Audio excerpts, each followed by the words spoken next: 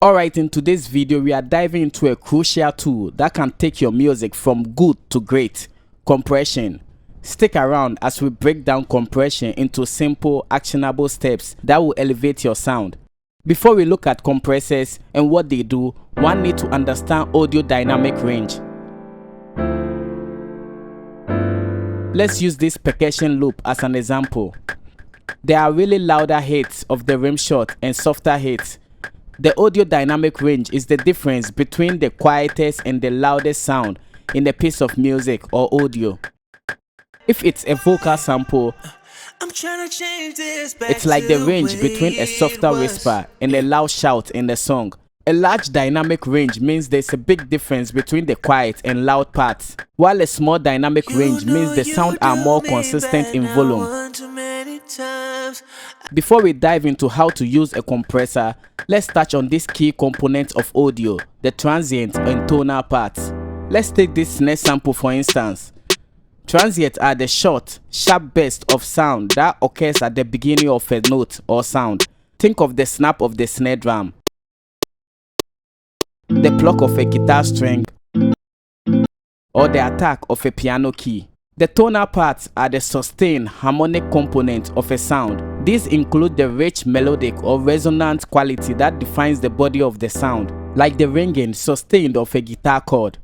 An audio source dynamic range is controlled by the use of tools like compressors, limiters, and gating. In this tutorial, we'll be looking at compressors. So what then is compression? Think of compression as the secret sauce that balances your audio. It's like having a helper that turns up the quiet sound so you can hear them better, and turns down the loud sounds so they aren't too overwhelming so you can have a constant volume level. By the end of this video, you'll not only understand compression but also know how to use it like a pro. Let's dive into the key compression parameters. Here's the part where we simplify those scary knobs and sliders. Each one has a job, and knowing how to tweak them is a game changer. The threshold. Think of it like the gatekeeper. Compression starts when the audio crosses this level. The audio level is not being compressed because the ratio, which is the squeeze factor, is set to 1:1. So for every 1 dB of the audio that exceeds the threshold, only 1 dB will pass. Therefore, 1:1 ratio is no compression. So let's dial in the ratio now. Also, ratio determines how much you are squeezing the sound above the threshold.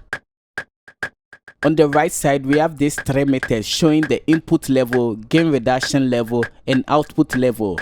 So you can clearly see the input level, how much of the audio is being compressed on the gain reduction meter, and the output level is what is left after compression.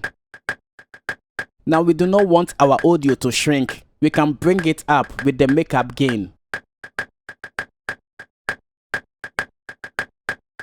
Now we can look at the attack of a compressor. That's the reaction time of your compressor. If you have a fast attack on your compressor, then you have to say bye-bye to transient. With a slow attack, you keep that punch in that audio. The release time of a compressor is when the compressor let go. If we have a short release time, we have this snappy effect. For a longer release time, we have a smooth dynamics. The knee control determines how smooth or sharp the audio source transitions. Stick with me, I'll show you how to dial these parameters in the context of a mix. Let's look at vocal compression. The goal of compressing vocal is to make every word heard, even in a whisper.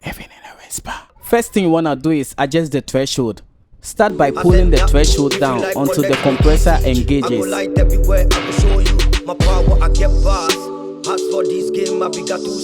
From here, we would like to set the ratio. If you want a subtle control, go for 2:1 ratio. If you want more control, you can try 4:1.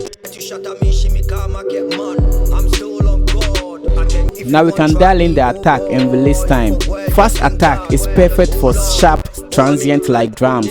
Slow attack keeps the energy in the vocal and other instruments. From here, we match the release time to the song rhythm for a natural vibe. Now we can fine-tune makeup gain. Bring the volume back up so the compressed signal isn't weaker than the original.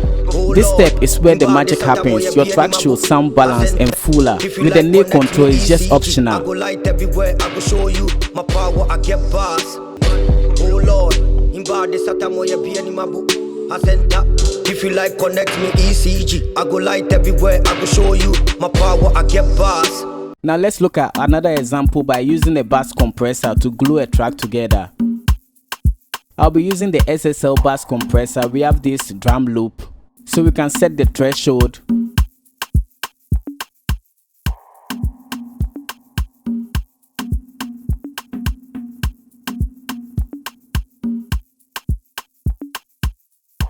We're going for a faster attack and we lose the transient of the sample.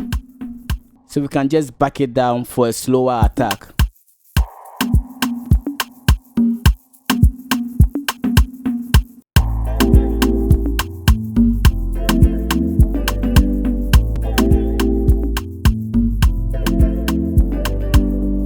That'll be all for this video. Like always, thanks for watching and see you in the next one.